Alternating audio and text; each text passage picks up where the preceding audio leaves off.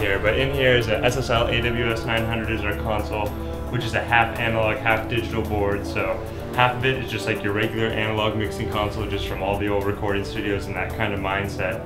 Then at one touch of a button, it flips, and then it's a digitally controlled surface, which means when I move a fader, it actually moves a fader on Pro Tools in the computer. Another kind of highlight of this room is we have two Pro Tools rigs sitting right next to each other, which typically you'd only have one rig. What two rigs allow us to do is we could have, say, a session of 96 tracks deep, right? And so we mix that and get all our sounds, and then to make our one master stereo mix via one push of a button, it all busts down through those converters that we just looked at in there to our second rig, which acts as what we call a record rig or a dubbing rig. And so at that, we print all our stems and our stereo mix, and then we can send it out to the client via that. Versus typically you have to print down all the individual stems and mixes, and it just takes a really long time. It's very fluid the way we've wired things here. And I was here last night till 3 o'clock in the morning. That's the stuff I enjoy most, is that when I'm, on my own and being able to spend, a lot of time being creative. And the part I really enjoy, especially the last few years, is being able to realize the composition that I have in my head, writing it with today's technology. It's really come a long way since Jeff and I started, where we could get a good approximation of an orchestral cinematic sound, but it wasn't really that.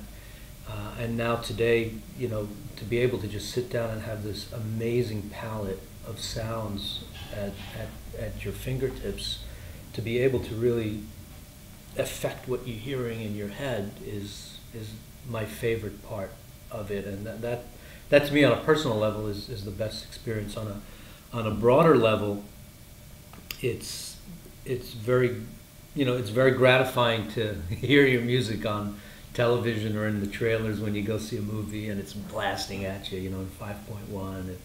That thrill will never go away, no matter how many times, And we've done, I don't know exactly the amount, but it's certainly, over 1,500, trailers, maybe close to 2,000 trailers and TV spots and stuff like that. So it never gets old.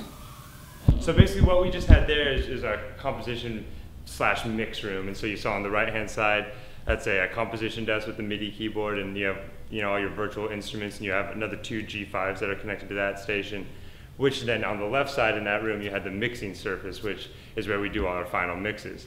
Now Studio 2 is strictly a composition room. So this room is completely built for a composer to be in here making music. So you have everything from his guitars to his sequencing rigs to his programming rigs, and that's about it. You don't have all the mix toys, I guess you would say, that we did in Studio 1. So we'll see what Mark's up to. This is Mark Phillips, the one and only. What are you doing right now exactly? Well, we did a piece for, we submitted it for the latest Terminator movie, and it didn't get selected, but we all felt that the piece was strong enough that we were going to do a couple in that style and pitch them for other projects. So I am literally just now starting, and a lot of my process will involve referencing tracks either from the movie or similar things. So I've just kind of been going through iTunes, and I was just listening to some stuff from Terminator to just kind of set the mood and get the vibe right, and then I'll go in and dive in and get working. But you're catching me at a time when all I've done that's exciting is figure out the tempo. So this will eventually be in 7/4 at 148 beats a minute, but right now there's no music written. My decision to go out and release stuff to the public was based on 2 or 3 different things. When we first put out our Themes for Orchestra and Choir series in the production library, there was a great hankering for it from the public to acquire that music, which, coming from a music library, you can't really acquire it. Right.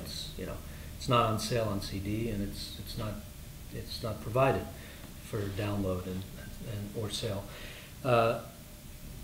So it was as a music appreciator, somebody who buys soundtracks and seeks out great music, and I can listen to the same thing over and over again because I love the piece. I really felt for the fans, you know. But as a business owner, it was we had gotten bitten the couple of times that we let the music out to other, you know, non-business entities.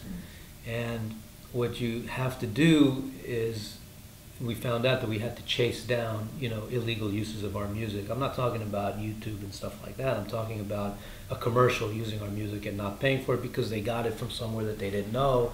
You know, some assistant editor, you know, found it somewhere and used it. So there were a lot of cases like that. And so the policy was not to, you know, we can't put this music out because it's just too much work for us to chase. You know, we're a tiny company. We don't have the resources to chase all this, you know, copyright infringement stuff.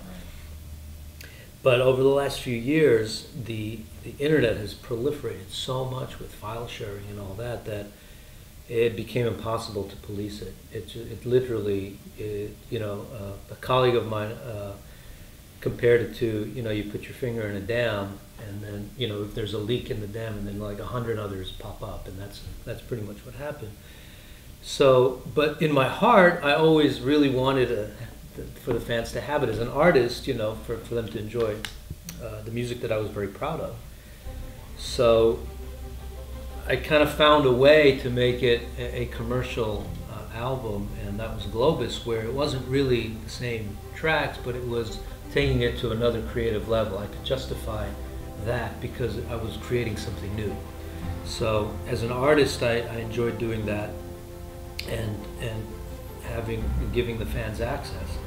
And then Trailerhead, which is actually the production library tracks,